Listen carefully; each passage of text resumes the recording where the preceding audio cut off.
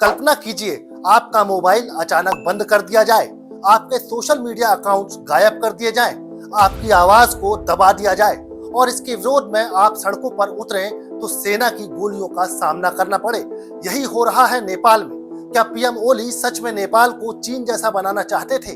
चलिए जानते हैं पूरा मामला। नेपाल में हाल ही में ऐसा कदम उठाया गया जिसने पूरे देश को झकझोर कर रख दिया। पीएम केपी शर्मा ओली की सरकार ने एक झटके में 26 social media platform Facebook, Instagram, YouTube, WhatsApp और एक्स आदि पर बैन लगा दिया। सरकार का तर्क था कि ये प्लेटफॉर्म नेपाल में रजिस्ट्रेशन नहीं करा रहे, लेकिन असल में यह युवाओं की आवाज को दबाने की कोशिश मानी जा रही है। परिणाम काठमांडू से लेकर विराटनगर, बुटवल, चितवन और पोखरा तक सड़कों पर हजारों छात्र और युवा उतर आए।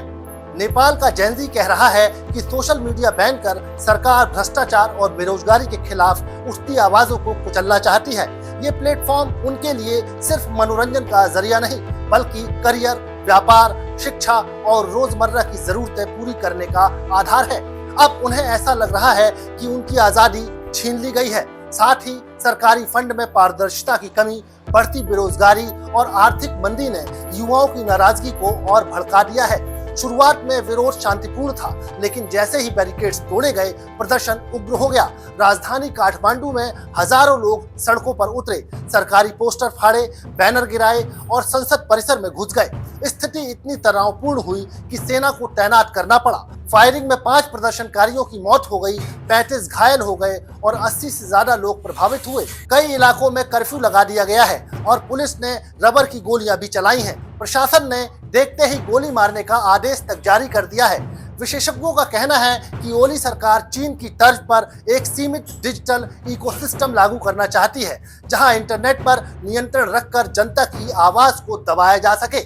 लेकिन नेपाल की युवा आबादी, जो पहले ही बेरोजगारी, भ्रष्टाचार और आर्थिक संकट से जूझ रही थी, इसे अपने अस्तित्व पर खतरा मान रही है। इसलिए यह आंदोलन सिर्फ सोशल मीडिया बैन के खिलाफ नहीं, बल्कि पूरे सिस्टम के खिलाफ बन चुका है। नेपाल की राजनीति पहले से अस्थिर है। पीएम ओली की कम्युनिस्ट पार्टी और नेपाली कांग्रेस के गठबंधन में गृह मंत्रालय जैसे महत्वपूर्ण पदों को लेकर तनाव बना हुआ है। इसके अलावा राजशाही समर्थकों और हिंदू राष्ट्र की बहाली की मांगों ने माहौल और जटिल कर दिया है। ऐसे में आर्थिक संकट, बढ़ती बेरोजगारी और शासन की विफलता ने जनता को विरोध का रास्ता अपनाने पर मजबूर कर दिया है। नेपाल की यह स्थिति कोई अलग घटना नहीं है। कोविड-19 महामारी के बाद पूरे दक्षिण एशिया में राजनीतिक अस्थिरता बढ़ी है। 2021 में अफगानिस्तान में तालिबान का कब्जा, 2022 में श्रीलंका में आर्थिक संकट के खिलाफ प्रदर्शन, 2024 में बांग्लादेश में छात्र आंदोलन और पाकिस्तान में इमरान के समर्थकों का हिंसक विरोध, ये सब उसी आंदोलन की गूंज है। नेपाल की सड़कें भी उसी क्रांति की आग में जल रही हैं। नेपाल के पूर्व विदेश मंत्री उपेंद्र यादव ने कहा है कि सोशल मीडिया पर बैन हटाकर युवाओं से संवाद करना चाहिए।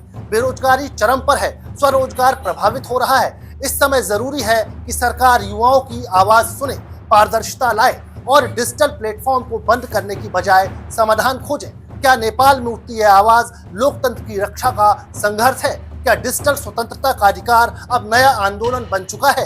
यह सिर्फ नेपाल की कहानी नहीं, ये दक्षिण एशिया के युवाओं की बेचैनी और भविष्य की राजनीति का संकेत है। आप क्या सोचते हैं? क्या सरकार को कठोर कदम उठाने चाहिए या संवाद का रास्ता अपनाना चाहिए? नीचे कमेंट में बताएं।